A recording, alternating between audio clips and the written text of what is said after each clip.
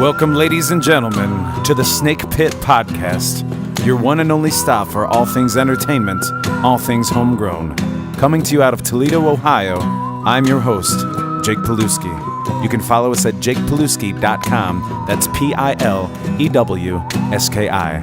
The Snake Pit. Ladies and gentlemen, I'm here with none other than the talented Toledo's own Rick Caswell. It's Caswell, correct? That's correct. I mean, a lot of people pronounce things differently, so I didn't know. It's been Caswell, Casual. I've gotten Richie Casual. Casual Caswell. That's your jazz name. Right. Well, I mean, speaking of that, you are a man of Americana, which it's a quick way to my heart. The music that's about as American as the hot dog in baseball. So, Indeed. and you play it brilliantly. I know you collaborated with a lot of artists to put out. You have an album out on iTunes. Yes. Is that your first full album? That is my first full album. Yeah. Cool. Cool. Well, we'll get into that. As you know, I love to do the first 5 questions. But yeah, ladies and gentlemen, check out Rick Caswell. I mean, a lot of times he's playing in town. You play solo. You play with Isaac Snyder from The 815s. 815s. Yeah. Yes. Yeah. Yes. Which is also a fantastic group. Oh yeah. Cool. Well, let's get into the first 5. Here we go. The first 5.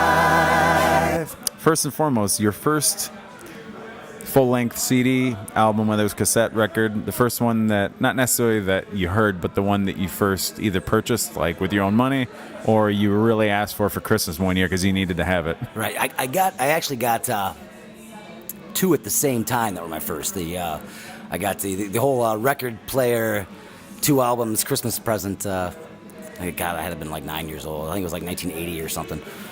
But it was AC/DC, Back in Black, and this is and Billy Joel's Glass Houses. I don't know how those two came together in my. But I played them over and over ridiculously. You know, played my Star Wars figures and Yeah, 2 great albums, though. jamming out. Yeah. That probably was a heck of a soundtrack for the Star Wars action that was going on, though, with your figures. Yeah, right, yeah. I can't imagine. Yeah, I probably put little concerts together. You know, Right. Darth Vader and 3PO doing. You know. Darth Vader's definitely Back in Black. Yeah, right, exactly. Going along with that, then your first concert. Oh, here's where it even gets weirder. You know, as far as it's like the consistency of the styles of music. Dolly Parton. I went and saw Dolly Parton with my parents at. It had to have been around the same time. I mean, I was young. Centennial Hall. It was what's Savage now, but Yeah. yeah, Dolly Parton. Dolly Parton. And when was that about? What year you think? God, I'm thinking it had to have been like 80, 81, 79, 80 probably, yeah, that would be it. Wow. Yeah, it's a long time ago. And she still looks the exact same. Yeah, right. I love Dolly Parton. man. It kind of makes a lot of sense now, though. I mean, you're playing Americana. I mean, that's Huge influence in terms of like just what I started listening to and what I grew up with. You know, just some of her songs, some of her voice. I mean, Jolene, I mean, God. Brilliant. Yeah. And of course, the one that would end up charting even more so with Whitney Houston later on in The Bodyguard, I Will Always Love You. Right. Which has become a country standard. If you could collaborate or do a duet, I mean, obviously that can be production-wise or songwriting-wise, singing, playing. Who would it be?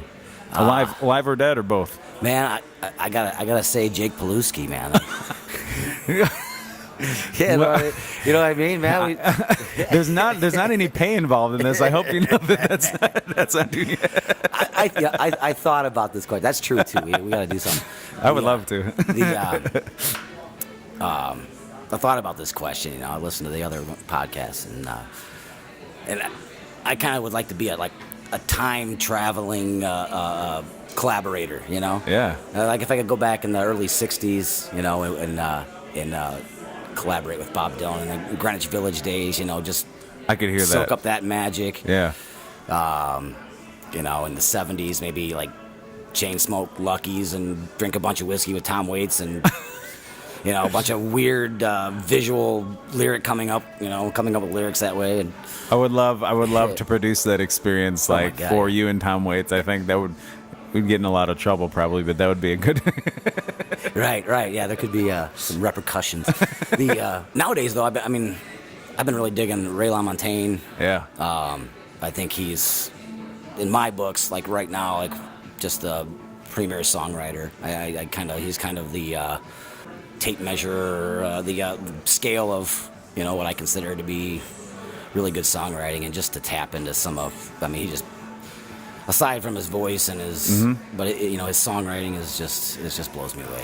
Just. Yeah, he brings, like, vocally. It's funny you say that. He brings, like, the soul of the 60s and 70s, but songwriting, I mean, he's very much like the versatility of Harry Nilsson and Van Morrison, and sure, yeah, and that's pretty incredible, and especially this day and age where a lot of things are being done on the radio, at least by 3 or 4 Swedish DJs. So right, yeah, he's very earthy, very I love that. Yeah. And very bearded most of the time, too. Very bearded. First time I saw a guy and that voice came out, I was like, what is happening? But, I mean, you look back at the 60s and 70s, and the same kind of thing was happening. So it's... Sure. Well, that's cool. Was there anybody else, or are we good?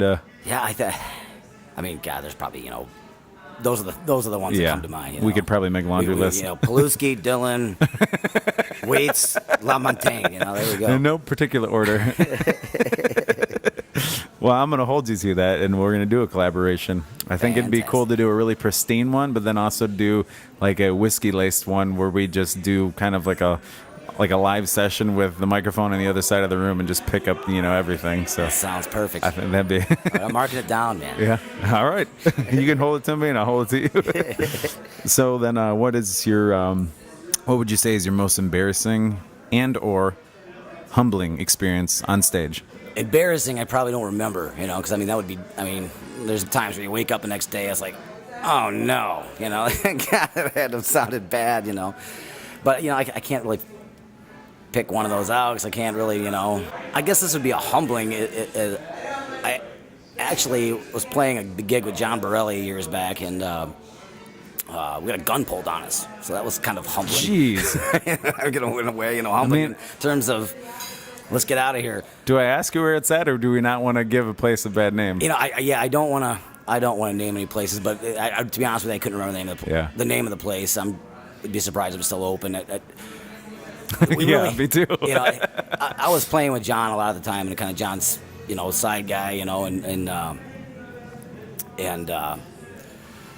he had a friend of his that bought a bar, and it wasn't in the best location, and he was trying to do live music, and I remember sitting next to John. John's telling me, I don't know if it's gonna work here. I don't know if this is a live. I just don't know if it's gonna work, and we were playing, and it was a couple weeks in. We were doing every, I don't know what day it was, Tuesday, Wednesday, or something, and it was probably the third time in, and really weren't drawing a crowd, and each time we finished, John was like, "Hey, you sure you want to? I don't want to take your money, No, we're building it. All right." We were playing, and the group of just rough, young-looking guys came in, and they came right up. We're in the middle of a set, and they came right up, and they were like, "You guys need to take a break. We want to play some of our music, like the jukebox or whatever." Like, "Yeah, all right." We look over at the owner over there behind the bar, and he's like, "No, just keep going." So we started into another song, and a dude came over, and he just reached in, pulled one out, pulled his gun out. Wow. And it was like, I said, take a break, and he was kind of like, didn't look like he was trained with the weapon, he was kind of just. Which is even scarier. Yeah, okay, time to, packed it up, left, and we're like, this ain't working, we won't be back next. I was just going to say, did you end up making it a weekly gig? Or? No, we kind of threw in the, threw in the towel at that point. Yeah, jeez. Yeah. I don't think I've ever heard a story like that. It's the only time it's ever happened, so I guess that's good. If it's happened on a regular basis, it's probably not you're at the wrong place. Probably not. You're in the wrong place or the wrong profession. I'm saying a lot of the folks I've had on here is talk about getting microphone stands jammed into their teeth and their lips, and like definitely not had the gun story yet. So first time for everything. Hopefully the last time. Yeah. So that was that your humbling or your embarrassing? I don't. I mean, or just frightful. Humbling in the sense of fear. Yeah, I suppose so. Yeah. Humbled by yeah. Yeah. Wow. $75 or whatever is. I can pass on it. Find it somewhere else. Dang. All right. Yeah. The last of the first 5 then. This can be more of you can take this in the positive direction or the negative direction or both if you feel it. What pushes your buttons as a performer? Because I know there's probably several other things. Right. I mean, I love performing. Ryan kind of touched on it. Ryan Dunlap kind of touched on it last time with the clapping. I mean, it's like I can't wrap my head around that. I mean, not as a musician, but even as a patron. Is sitting Right. somewhere. Not clapping after after a song or something, or after a solo or something. I don't know. But I'd say even more than that is like that person that that's constantly requesting something that's your free bird, your brown-eyed girl, and nothing against anybody that's playing that. It's just like Right. like if someone's watching me play, that would probably realize that wouldn't be an appropriate request. Yeah. But You mean to tell me that you play live music and you don't play what every single other artist plays in the city, Right. and every of those ones don't play the same ones? I mean, I haven't had any like negative experiences with that, and in terms of arguments or anything. But I did have one instance. She was like very complimenting me. She's like, you sound really good, but why don't you play any of the songs that I know? And I was, I play a lot of covers, but a lot of them are like, kind of obscure covers. It might be a popular artist, but a B-side or something like that. And she's like, why don't you play, why don't you play any songs I know? And I not really missing a beat. I was kind of like, well, why don't you know any of the songs I play? Well, yeah, I think I've said this to somebody before, and you can attest to this. So, I mean, you ask somebody like that, okay, name your top 5 artists, and if they say, Journey, AC/DC, Dire Straits, and you say to them, okay, like, take Journey, okay? If you go to a Journey concert and you ask them to play Dire Straits, like, you might throw them off a little bit, and they might be like, why'd you come here? And obviously it's different if it's a ticketed concert, but still, somebody's up there, they've learned a certain amount of songs, whether it's their own or they might cover some. So it's, and had she, or he never branched out from Journey, they would never listed Dire Straits as one of their top favorite bands or groups, because you have to venture out, you got to listen to different stuff, Sure. And you're providing somebody that opportunity to hear something different, and they like it or they don't like it, and that gives them the option to either come back or not come back. Sure. Yeah. Yeah. Hopefully, hopefully it gets somebody to come back, or get somebody to listen to something differently. I can't see myself like wanting to keep playing music if the music that I'm playing isn't doing something for me. And at the same time, you want that to, you want somebody that's listening to appreciate it and. Right. Well, when you play a cover tune, not only are you filling space because most of us guys and gals that are playing in town, locally, we're expected to fill 3 or 4 hours of music.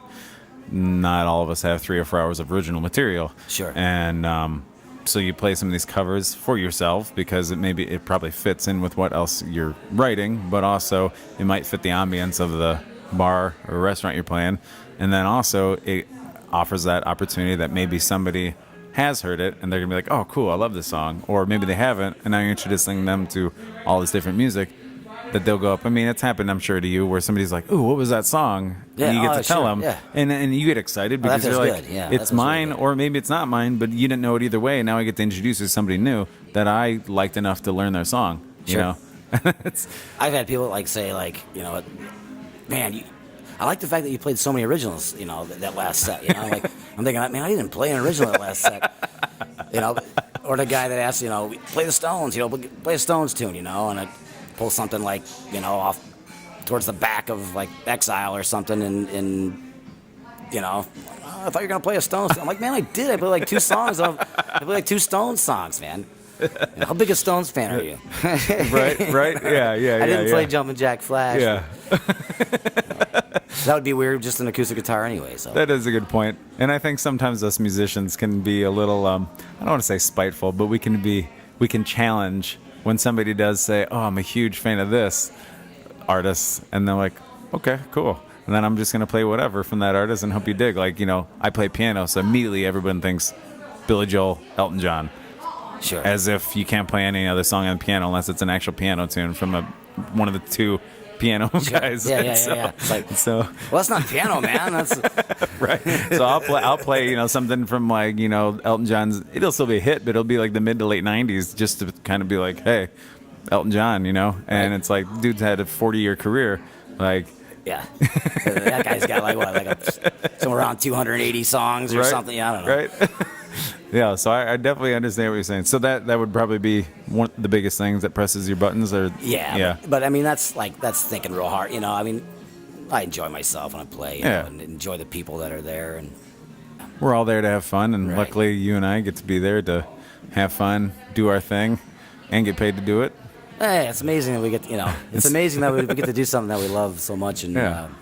and So going along with that, you talk about original music. You have a full original album on iTunes. iTunes available, that's right. Rick Caswell. Very Americana, but a lot of times people hear Americana and think it's a very small genre. Sure. And it's about as open-ended as rock or country or pop or jazz. It's a term that describes a certain kind of music, but very open-ended, because Americana really is all things American, which are pop and country and rock and Sure. all things. it's a blend of so much. It's the roots music, Yeah. I purchased your album a couple months ago, and Thank you. after hearing it, I loved it, and I told you, Devil's Descending.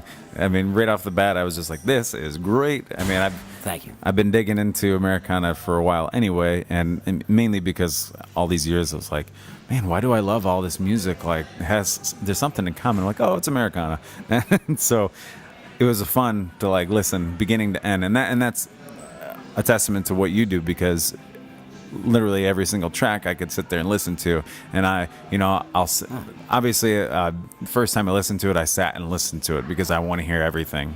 Maybe that's the musician in me or the producer in me, sometimes fighting things in my head, but I now when I'm doing like housework or whatever, I'll throw that on again, because it's not only stuff I want to sit and listen to, but it's stuff that I want to like be hearing while I'm also doing other things, because it's just like it's feel good music too, and that's tough to do, because a lot of times when we start writing, we get really deep down and we can make something a little too out there for people to listen to, but it's actually very likable from a mainstream standpoint, where it could be there's elements of pop in it, which is there's hooks. It's very hook heavy. I know you collaborated with some artists. I thought those guys. I mean, I thought I am proud of some of the songs, on that record, and but the musicians that played on it just really added so much color and so much feel, and so much just Pete Karchenko. Yeah, I know him very well. Yeah, you ever heard of that guy? He plays guitar and about a dozen other instruments at a very high level. Now, the thing with Pete on that, it was I never gave him anything coming in. I never gave him anything coming into the session. So Not surprised. I'm like, and I didn't want to. Right. Because I the way he can just his initial response to things was so strong, and he came in and just blew life into some of these songs with some of just amazing guitar. I don't want to say riffs, but just amazing guitar parts. Well, it's good you say that, because there's a lot of really good musicians out there that can play anything you put in front of them. There's a lot of good musicians that can write like nobody's business. Sure. And then there's those kinds that can do both, essentially, who are masters at their craft, who can essentially hear a song and become, well, essentially a session musician. Sure. And some of the best stuff ever came from session musicians coming in, but not everybody who's amazing at what they can do can be that. It's a matter of making Well, you know, I mean, you have a song, you want these guys to come and play on it, and it's a matter of them making it about the song rather than them, but taking what they know and making it about the song. And that's a huge part. And Peter's awesome at that. And you had Isaac on there too, right? Yeah, some of the musicians, Peter and Isaac played, I want to say, 90% of the guitar stuff. Well, I played a lot of like acoustic guitar. Mm-hmm. Like, a lot of it I tried to keep back a little bit. Like, a lot of the acoustic stuff on there is neat, but the and Pete and Isaac are two entirely different players, and I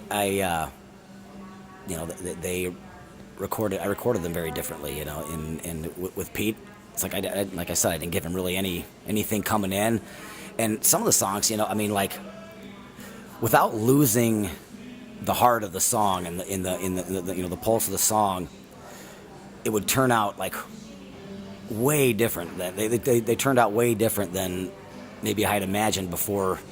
I laid Pete's tracks, but in a very good way, in a way that just really he's got some licks on there that make really make the song. And with Isaac, it was Isaac's more direct, and with Isaac came in and just I kind of played around what he was doing, where Pete played around what I was doing on a lot of stuff. And a couple songs Isaac we collaborated with it on the writing. There's a song Jeannie Mae and a song called Walking in the Rain. Both great. And Isaac wrote all the music for Jeannie Mae, and Walking in the Rain. I wrote that song, and there's a bridge in the end, towards the end, and we started playing it, and we were recording. We're going, just going, and he threw the bridge in without. there was no bridge there, and he threw the bridge in, and then I'm like, that's not going anywhere, Right. So, accidental discovery, which is that's the cool part about the recording process. It can be tedious, but it's cool when you get that kind of stuff going on. Oh yeah, the whole thing, Jake, was a complete learning experience. I mean, I got Pro Tools, and I've produced it, engineered it, mastered it. I was just going to ask where you recorded it. Yeah, so you did all that. Yeah, I did everything. That's awesome. Half of it in my basement, the other half in the attic. It's a way to my heart. That's what it's. I think it's my first crack at anything like that. The only thing I had like a little task cam before that I tinkered around on, but I learned on the fly with this album, and it's really impressive because as somebody that does production, and I've only been doing it 4 or 5 years now, but very impressive. Because my next question was going to ask you where you recorded it and who produced it, because that's awesome that self-produced, self-engineered. I mean, it's raw, it's got a raw feel, and it's Americana though. Yeah. Maybe a little bit of lo-fi in there, but I actually think that kind of recording actually complements the song, like you saying, it's Americana, In a heartbeat. That was one of the biggest things. I was like, these songs make sense with the production, and that's a big part. People don't understand that the production can be just as important, if not more important, at times. There's a reason sometimes you hear these bands, out of Kansas City that'll get a producer out of Germany because they want that guy's skills in production for that one sound. Bands have been doing that for years and years and years because that's putting the layers and bringing to life in whatever way that producer does. And it's great if you as a songwriter know how you want it to sound, and you can produce it, and you can paint those colors yourself. Sure. And not be spending hundreds of dollars for somebody to be on a time crunch because I'm draining my bank account to this guy, and you can take all the time in the world to do that. That really helps from the artist point of the thing. I'm a control freak. Yeah. When it comes to it, when it comes to like, and I learned that about myself from the recording process. Damn it, I blew our collaboration.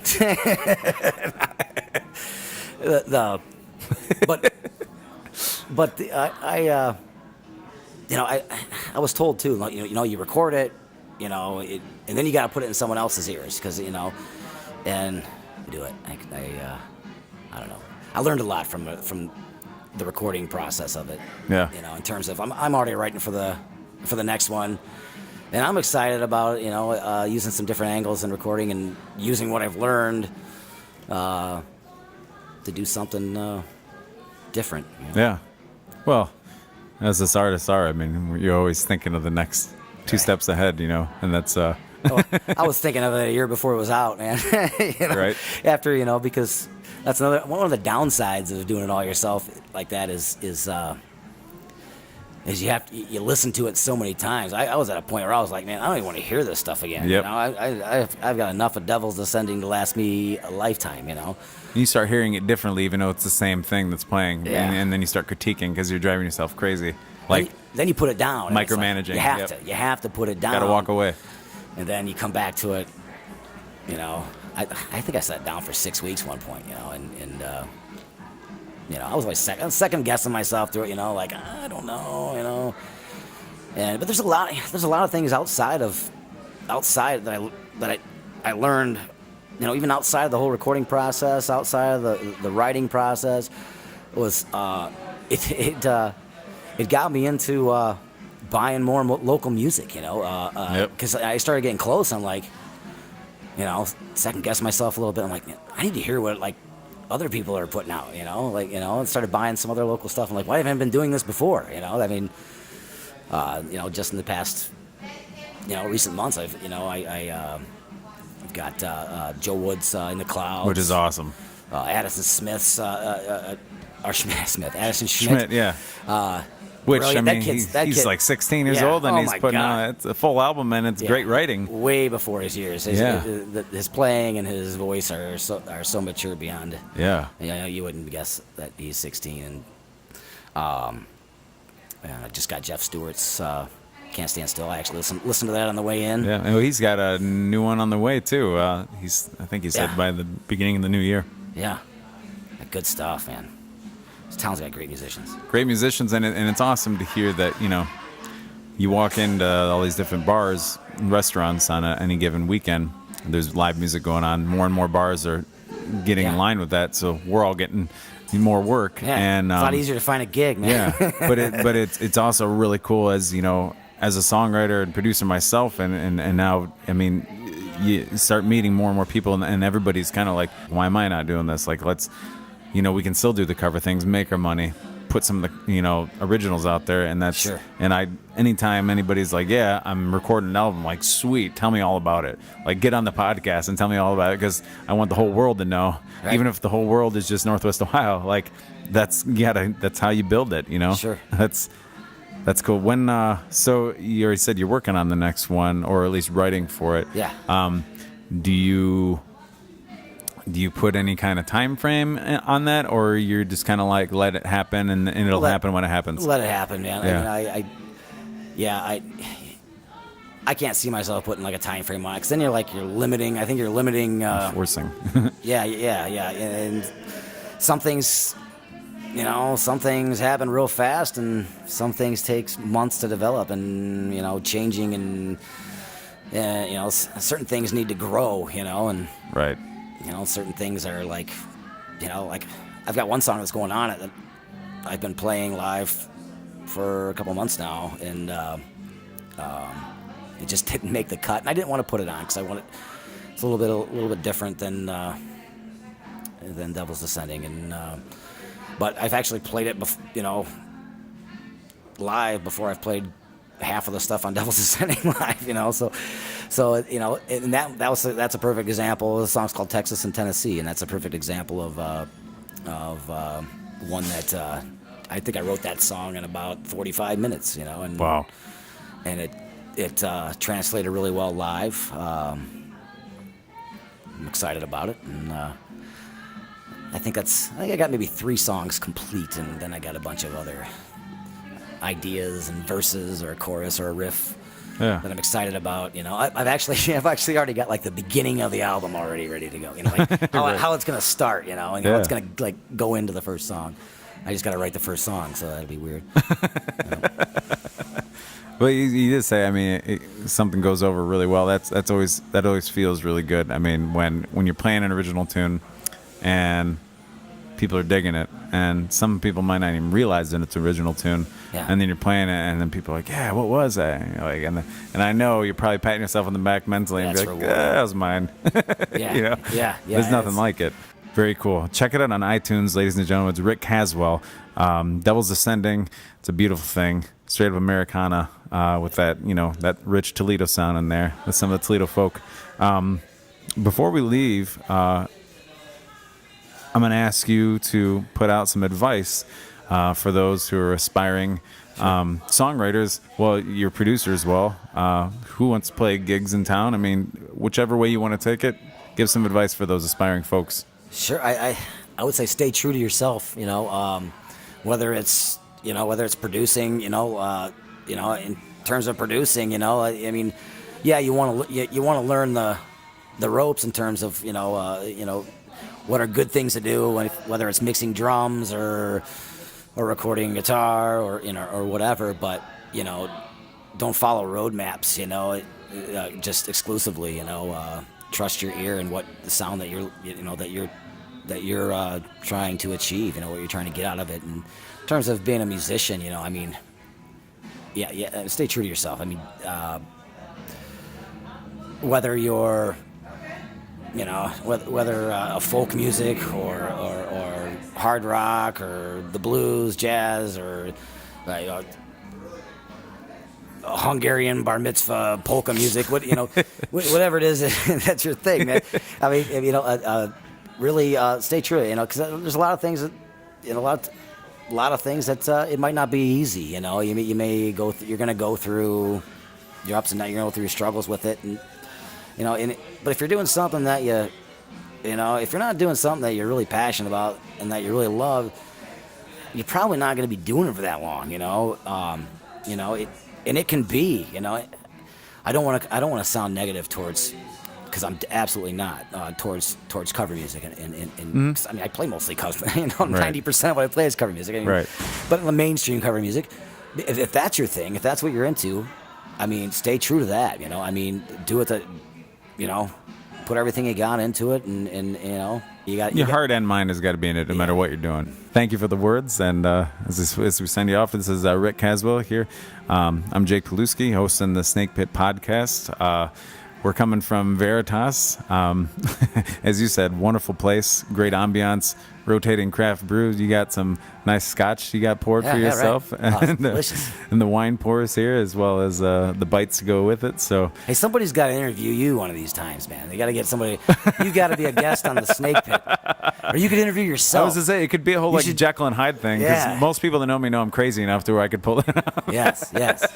I would still use two microphones and just go back and forth. Yeah, you'd have to walk back. That would be the only way to do it. One Jake would have wine, and the other Jake would have the scotch, probably. Yeah, right. I like the idea. Rick, thank you for being on here. We're going to do this again, and I look forward to collaborating with you in the weirdest and the coolest way possible. Yes. Thanks, bud. Check him out on iTunes. It's Rick Caswell, ladies and gentlemen. It's Caswell. You got it just how it sounds. So thank you guys so much. We'll see you pretty soon. Thank you. You can follow us at jakepilewski.com. That's Pilewski. The Snake Pit.